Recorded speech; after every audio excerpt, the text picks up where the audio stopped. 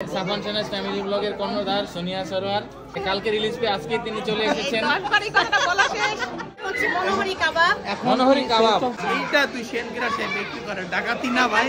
চাঁদপুর যেতে চাই, আমার দেশের বাড়ি চাঁদপুর।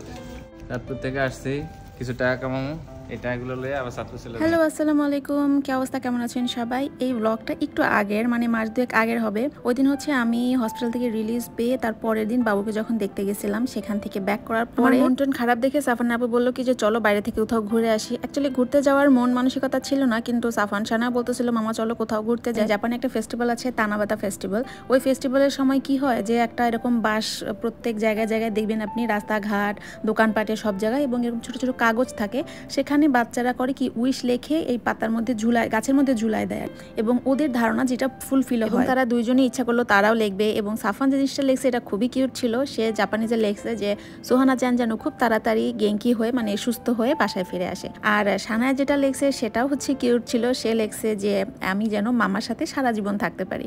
তো আমার দুই বাচ্চাই হচ্ছে নিজেদের জন্য কিছু চাই নাই, ওদের চাওয়াটা আমার কাছে এত বেশি সুইট লাগছে। বাচ্চারা কিন্তু মেটেরিয়ালিস্টিক জিনিস চায়, যেমন আমার একটা খেলনা লাগবে, আমার এটা লাগবে, ওইটা লাগবে, বাট ওদের দুজনের চাওয়াটা খুবই সুন্দর ছিল।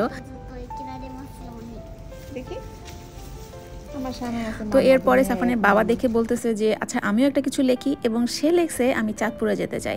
তো এই বেচারা আসলে চাঁদপুর থেকে যে কেন জাপানে আসছে সেই জানে, তার জীবন মরণ সবকিছু মনে হয় চাঁদপুরেই পড়ে রয়েছে। শুধু লক্ষ্মীপুর থেকে আগত আমার ফুকুর বন্ধু ছোট ভাই আমাকে গিফট দিয়েছে। আর শ্বশুরের দেওয়া লুঙ্গি আমি মোটামুটি সবসময় পড়তেছি, মেলায়, ঈদে, যেমনে পারতেছি পড়তেছি। আমাদের বাসা থেকে 18 মিনিটের ড্রাইভে খুব কাছেই হচ্ছে যে প্রোগ্রামটা অর্গানাইজ করছিল, একটা বাংলার মেলা নামে একটা মেলা চলছিল সেই দিন। আর এই মেলাতে যে আপুগুলো আসছিল এরা সবাই বাংলাদেশি, সবাই যে যার মতো এক্সপার্টিস নিয়ে কাজ করছে, যারা যারা বিজনেস করছে আর কি, সেই আপুরা এখানে মেলা দিছিল। যখন ভিডিও করছে তারপরে মিনিমাম 10 থেকে 15টা বাংলাদেশ থেকে প্লাস জাপান থেকে আমার মেসেজ আসছে যে আপু এই ড্রেসটা কি अवेलेबल, এই ড্রেসটা কি সিরিয়াসলি মানে আমার এত ভালো লাগছে। এখানে জাপানের 3-4টা কাস্টমার ওরা আমার নাইস কালেকশন জানতো না, আপুর পেজের মাধ্যমে আমাকে মেসেজ দেয়। এই কাবাব থেকে এইটা কত করে দিও? এইটা তুই সেনগ্রাসে বিক্রি করে ডাকাতি না ভাই। কাবাবের বিশেষত্ব কি আপু? এই কাবাবের পেছনে যে পরিমাণ, এই গরমের ভিতরে আমি চুলার আগুনে আমি স্টিমটা পুড়িয়ে ফেলেছি, সেটা 200 টাকায় হবে না। এই হলো বিক্রেতা, আমি তো ক্রেতা ভাই। আমরা এখন কই যাব? দিয়ে মনে করা ফারজানাস বুটিক জাপান। এই অনলাইনেও যে পেজ আছে মনে হয় একটা, না? কি কি রাখেন আপনি আইটেম? আমার অনলাইনে পেজে বিশেষত আপনার হচ্ছে পাকিস্তানি প্রোডাক্টটা বেশি আর কি। পাকিস্তানি মেয়েদের কাপড় না ছেলেদের? হ্যাঁ, মেয়েদের। আর ছেলেদেরটা হচ্ছে প্রি অর্ডার, যারা নিতে চায় প্রি অর্ডার দিচ্ছি। আজকে তোমার মেলা এসে কেমন লাগছে? হ্যাঁ, ভালো লাগছে।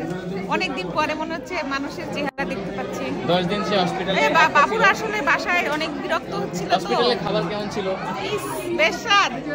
ভাইয়া মানুষ একটু লবণ তো দেয়, একটু লবণও দেয় না আমারে। আসসালামু আলাইকুম। জাপানের একটা সমস্যা হচ্ছে এখানে যে আমরা বাংলাদেশি যে স্ট্রিট ফুডগুলা খাই এগুলা খুব একটা এখানে চলে না। এরকম ফুচকা, চটপটি বা অন্যান্য যেসব ঝাল আইটেম আমরা খুব মজা করে খাই, সেখানে গিয়ে ইচ্ছা মতো খাওয়া যায়, তারপরে শপিং করা যায়, অর্নামেন্টস কেনা যায়, মনটা কিন্তু এমনিতেই ভালো হয়ে যায়, তাই না? তো আমার আসলে মনটা ভালো করার জন্য সাফানের বাবা আমাকে এখানে নিয়ে গেছিল, কারণ লাস্ট কিছুদিন ধরে আমি খালি ভেবে করে কাঁদছিলামই বাবুকে নিয়ে টেনশন করতে করতে। তো যেন সেই টেনশনটা না করি এই কারণে সে আমাকে জোর করে বলতে পারেন এক প্রকার এখানে নিয়ে গেছিল। এই ভদ্রলোকের কাছ থেকে আমি এই জিনিসটা শিখছি যে জীবনে যে কোনো সিচুয়েশনে আসুক না কেন, সেই সিচুয়েশনটাকে মেনে নিতে হয়, এবং সেটাকে মেনে নিয়ে তারপর মনকে শক্ত রেখে সবসময় পজিটিভ চিন্তা করে সামনে দিয়ে এগিয়ে যেতে হয়। কান্নাকাটি করে হাই হতাশ করে আসলে লাইফে কোনো লাভ নাই। আমি আজকে আসলে ইনসিস্ট করছি আমার ঘরে আনছি যাতে সে তার পরিবেশ হাওয়া চেঞ্জ হয়।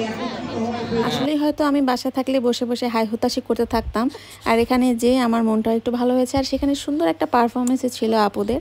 তো যাই হোক, আজকের ব্লগটা এই পর্যন্তই। সবাই ভালো থাকবেন, আর অন্য কোনো ব্লগ নিয়ে দেখা হবে। আজকের মতো আল্লাহ হাফেজ।